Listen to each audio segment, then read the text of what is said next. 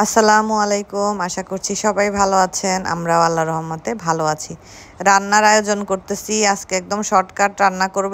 একটা ভেজিটেবল রান্না করব আর হলো খিচুড়ি রান্না করব। ভেজিটেবলটা হলো একটু অন্যরকম স্টাইলে। তো আপনাদের সাথে ভাবতেছি আজকে ভেজিটেবলের রেসিপিটা শেয়ার করব। আমি আসলে বটিতে কাটতে অনেক বেশি স্বাচ্ছন্দ্য বোধ করি। আমি সবসময় এটাতেই কাটি। আসসালামু আলাইকুম। অনেকদিন পরে আপনাদের সাথে একটা রেসিপি শেয়ার করব। দুপুরে রান্না বান্না চলতেছে, এক চুলায় হলো ঝোল ঝোল করে আলু দিয়ে মুরগি রান্না হচ্ছে। আর আজকে একটা নতুন সবজি রেসিপি আপনাদের সাথে শেয়ার করব। এটা হলো অথেন্টিক চাইনিজ ভেজিটেবল। বাংলাদেশের রেস্টুরেন্টগুলোতে গিয়ে আমরা যে চাইনিজ ভেজিটেবল খাই, ওইটার সাথে আসলে চাইনিজদের কোনো দূর দূর পর্যন্ত সম্পর্ক নাই, কারণ ওইটা আমাদের বাংলাদেশের ইনোভেশন। চাইনিজরা ওরকম ভেজিটেবল খায় না।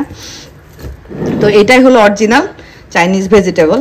আর এগুলো মালয়েশিয়ান রেস্টুরেন্টগুলোতে মোটামুটি একটু হাই কোয়ালিটির রেস্টুরেন্টগুলোতে এই টাইপের ভেজিটেবলগুলো আপনারা পেয়ে যাবেন। তো এখানে ভেজিটেবলটা এটা হলো স্টার ফ্রাইড চাইনিজ ভেজিটেবল আর কি।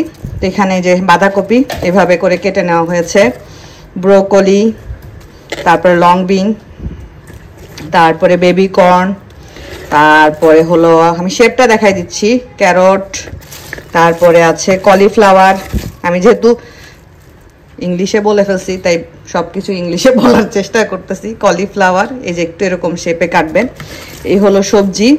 এখানে আছে ক্যাপসিকাম, এই যে আছে গ্রিন চিলিস, আর এই যে অনিয়নগুলো এরকম করে কাটা। তো এগুলো সব কেটে রেডি করা হয়েছে। আর এখানে হলো আছে চপড গার্লিক। আর এই যে এখানে পানি গরম দিয়েছি। তো স্টেপ বাই স্টেপ আপনাদের সাথে শেয়ার করতেছি ইনশাল্লাহ। ওই যে এখানে আমি একটু ওই যে চিকেন স্টকের যে কিউবগুলা কিনতে পাওয়া যায় না, সেই কিউব একটা যে পানি দিয়ে একটু গুলিয়ে নিয়েছি। এটা যে কোনো গ্রোসারি শপেই কিনতে পাওয়া যায়। আর যদি এটা না পান কোনো সমস্যা নেই, চিকেনের কিছু হাড্ডি একটু পানিতে সিদ্ধ করে সেই পানিটা দিলেই হয়ে যাবে, চিকেন স্টক রেডি হয়ে যাবে। তো যেহেতু রেডিমেড পাওয়া যায় তো ভাবলাম যে কিনে নিয়ে আসি, কারণ চিকেনের হাড্ডি আবার আলাদা করো, সিদ্ধ করো। এখন তো আমরা আসলে ঝটপট জীবনে অভ্যস্ত হয়ে গেছি, তাই কোনো কিছু মানে রেডি করে করাটা একটু ঝামেলা মনে হয়ে যায় আর কি। তো এটা হলো এই যে এখানে যে চিকেন কিউব, সেটা একটা ছোট্ট একটা বার নিয়ে পানি দিয়ে গুলিয়ে নিলাম।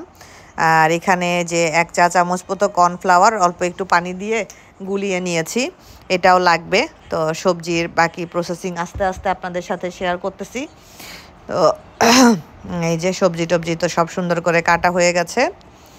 এই যে পানিটা যখন এরকম ফুটে আসবে তখন সবজিগুলো পানির মধ্যে দিয়ে দিতে হবে। দিয়ে খুব বেশি না, আমার মনে হয় 2 থেকে 2.5 মিনিট জাস্ট শুধু একটু ভাপ দিতে হবে সবজিগুলোকে। একদম সিদ্ধ করা যাবে না, মানে একটু কাঁচা কাঁচা থাকবে আর কি। কাঁচা কাঁচা থাকলে এই সবজিটা খেতে মজা। অনেকে কাঁচা কাঁচা খেতে পারে না, বাট খেয়ে দেখবেন, আশা করি ভালো লাগবে।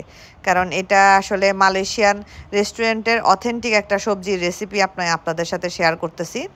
তো একটু নেড়ে চেড়ে দিই যাতে সবগুলো সবজি সুন্দর মতো ভাপ হয় আর কি। সিদ্ধ হবে না, এটা ভাপ হবে। তো এই টাইপের সবজিগুলোই দেওয়ার চেষ্টা করবেন। নরম সবজি এই সবজিটাতে না দেওয়াটাই বেটার। এই যে যেই সবজিগুলো আমি দিয়েছি এগুলো অ্যাভেলেবেল যে কোনো সিজনেই পাওয়া যায়।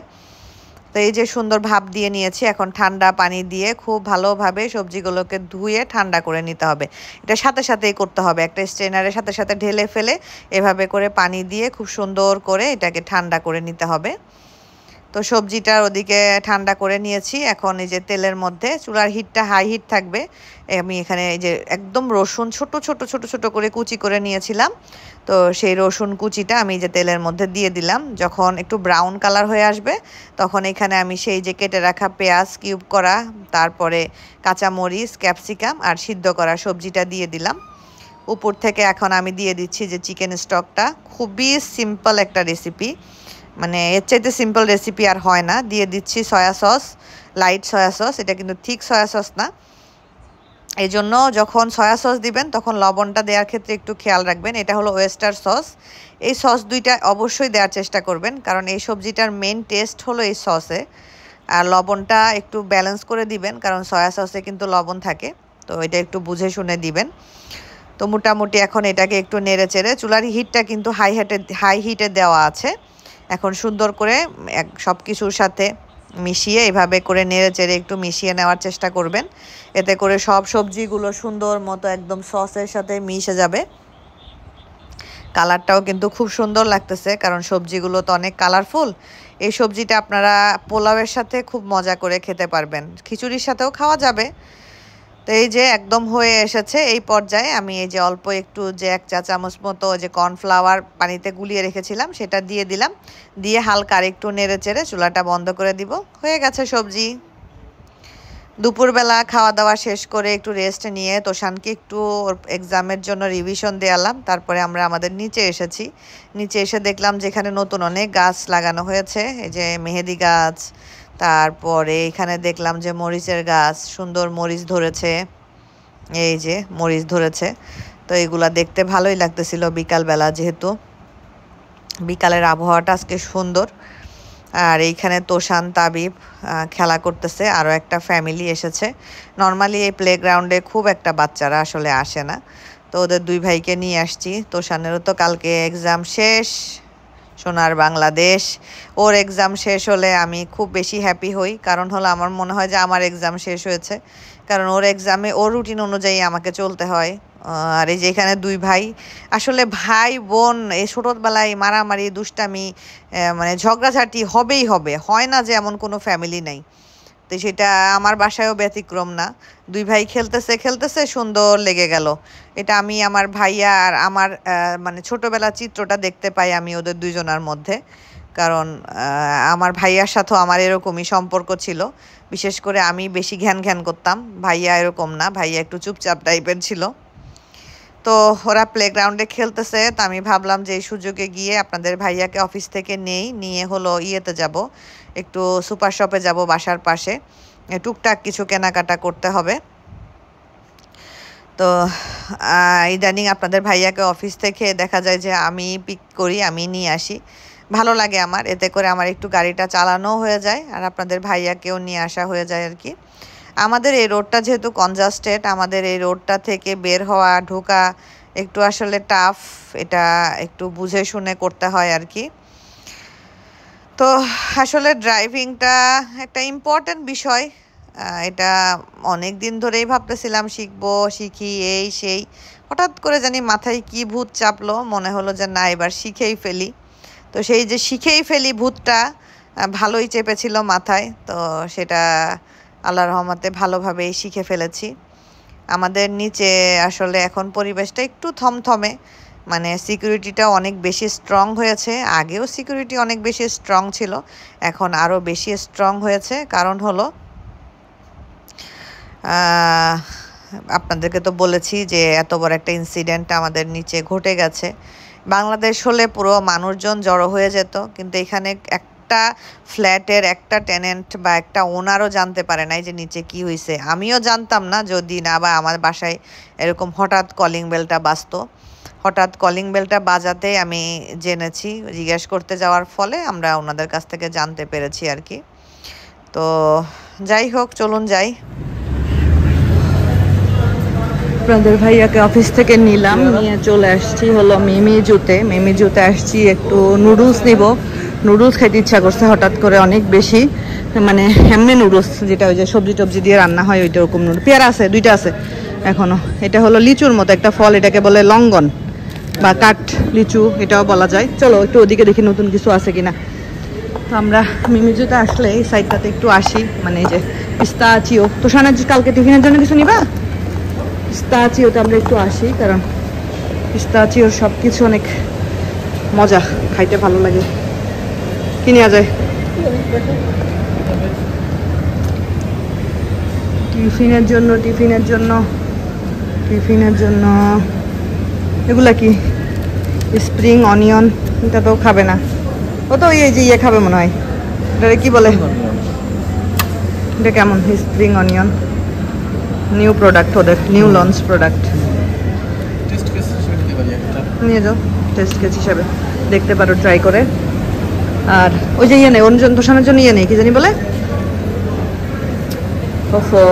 ডোনাট এটা টার্ট। তারপর এখানে কি আছে? এখানে তো নর্মাল কেক টেক এগুলা। ডোনাট নাও একটা। বাহির থেকে আমরা চলে আসছি, আসার পরে সন্ধ্যার পরে একটু নাস্তা টাস্তা করলাম। তো তোষানের কালকে লাস্ট এক্সাম গ্রেড 4-এর, কালকে হলো ইসলামিয়াত। এর আগেই পড়াইছি আল্লাহর রহমতে, এখন যা শুধু রিভিশন দেওয়াচ্ছি তোষানকে। তো why do we seek Islamic knowledge, some reason আর বলো। Pleases Allah. Okay Improves our manners. Okay Solves our problems. Okay Helps to teach others. ওকে, মাশাআল্লাহ। তারপরে এটা আমরা একটু পড়ি, হ্যাঁ? দাঁড়াও দাঁড়াও, Month of secret. তুমি তো first page. The first word revealed by Allah through angel Jibril to Prophet Muhammad sallallahu alaihi wasallam, কোথায় গেল? হ্যাঁ, sallallahu alaihi wasallam Ikra. was Ikra. Ikra, meaning Read. okay, showing how Allah places emphasis and great value to seeking knowledge. It was revealed during the month of Ramadan. the Muslim in the past would travel to great lengths, journeys and places in search of understanding a verse in the Quran or a hadith of the Prophet from great scholar and knowledgeable people. Abu Dhar, yeah. Abu Dhar. Angels will lay down their wings out of respect for the students. Attending Islamic and Quran classes and gathering are places where angels would attend as well. যখন তোমার কোনো আমরা যখন একটা Islamic এবং কোরআন classes করি বা এরকম কোনো আমাদের পাশে, হ্যাঁ হ্যাঁ আমাদের পাশে সাথে আমাদের সাথে অ্যাঞ্জেল অলসো অ্যাটেন্ড করে এগুলো শোনার জন্য, ওদের লে ডাউন করে ফেলে তোমাদেরকে, হ্যাঁ রেসপেক্টে ওদের উইংস গুলা লে ডাউন করে ফেলে, ওদের উইংসটা এভাবে থাকে না, লে ডাউন করে ফেলে, তখন রেসপেক্ট করে যে আমরা কুরআন নিয়ে আলোচনা করতেছি, আমরা ইসলাম নিয়ে আলোচনা করতেছি, আমরা বসে আমরা উল্টাপাল্টা গল্প না করে আমরা যদি এগুলা নিয়ে আলোচনা করি তাহলে অ্যাঞ্জেল অলসো রেসপেক্ট করে, আল্লাহ অনেক বেশি খুশি হয় এবং তোমাকে রিওয়ার্ড দেয়। Okay, everything on the earth, everything On earth. everything on the earth and the heavens, including the whales and fishes in the ocean, would pray for the learners. দেখছো, মানে সমুদ্রের তিমি তো চিনো, হুইলস এন্ড মাছ সহ তোমার জন্য প্রে করে, ঠিক আছে, যখন আমরা ইসলামিক নলেজ গ্যাদার করি। ওকে, তো এগুলা ওকে একটু পড়ানো শেষ, জাস্ট কয়েকটা রিভিশন একটু দিয়ে দিলে হয়ে যাবে আর কি ইনশাল্লাহ। আপনাদের ভাইয়া গেছিল রাশেদা ভাবিদের ওইখানে, ভাবি জানি কি পাঠাইছে, নিয়ে আসতো তো কি পাঠাইছে আমি দেখি। ভাবি হলো চিতই পিঠা বানানোর ট্রাই করেছিল, তো চিতই পিঠা বানিয়েছে ভাবি। এই যে ভাবিও বাংলাদেশ থেকে চিতই পিঠার খোলা নিয়ে আসছে যখন ভাবি বাংলাদেশে গেছিল ওই সময়। তো আজকে হলো চিতই পিঠা ট্রাই করছে, তো আজকে আলহামদুলিল্লাহ ভাবি চিতই পিঠাগুলো খুবই সুন্দর হয়েছে, মাশাআল্লাহ খুব সুন্দর হয়েছে। আর এই যে খুবই সুন্দর হয়েছে চিতই পিঠাগুলো। তো এখানে আবার এই কোরবানির গরুর গোশ রান্না করেছে মনে হয় চিতই পিঠা দিয়ে খাওয়ার জন্য, সেই গোশ চিতই পিঠা। আর ভাবির গতকালকে বা গত পরশুদিন অর্ডার ছিল মিষ্টির, তো ভাবির যখনই মিষ্টি রসমালাইয়ের অর্ডার থাকে ভাবি একটু হলো রসমালাই পাঠায় আমার এখানে। তো ভাবি রসমালাই পাঠাইছে, চিতই পিঠা পাঠাইছে, গরুর গোশ পাঠাইছে। তো তোষান চিতই পিঠা দেখে খুবই এক্সাইটেড, কারণ এটা তার খুব পছন্দের খাবার। তোমাদের জন্য রসমালাই দিয়েছে ভাবি, দেখো। এটা বলতেছিলাম আসলে মানে খুবই একটা প্যারার মধ্যে দিয়ে যাচ্ছি। প্যারাটা আসলে কি, যে বাসা খোঁজা, তাই না? যদিও আমার হাতে এখনো পর্যাপ্ত পরিমাণে টাইম আছে, কিন্তু মন মতো একটা বাসা পাওয়া এটা অনেক বড় একটা বিষয়। এই সময়টাতে মানে মনে হয় যে 10 বছর মালয়েশিয়ায় থেকে কিছুই হইল না। আমার কাছে এটাই মনে হয় যে 10টা বছর যে মালয়েশিয়াতে থাকলাম, মানে পিছনে ফিরে তাকাইলে মনে হয় যে কিছুই নাই।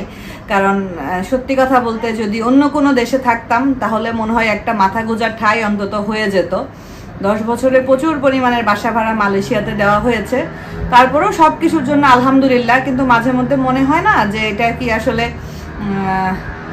মানে জানি না আমি, কারণ যখন বাসা খুঁজতে যাই অনেক সময় দেখা যায় যে এটা মিলে তো ওইটা মিলে না, ওইটা মিলে তো এটা মিলে না, এটা মিললে সেটা মিলে না, বাসা সুন্দর হইলে এটা মিলে না, এরকম একটা ঝামেলা হইতেই থাকে।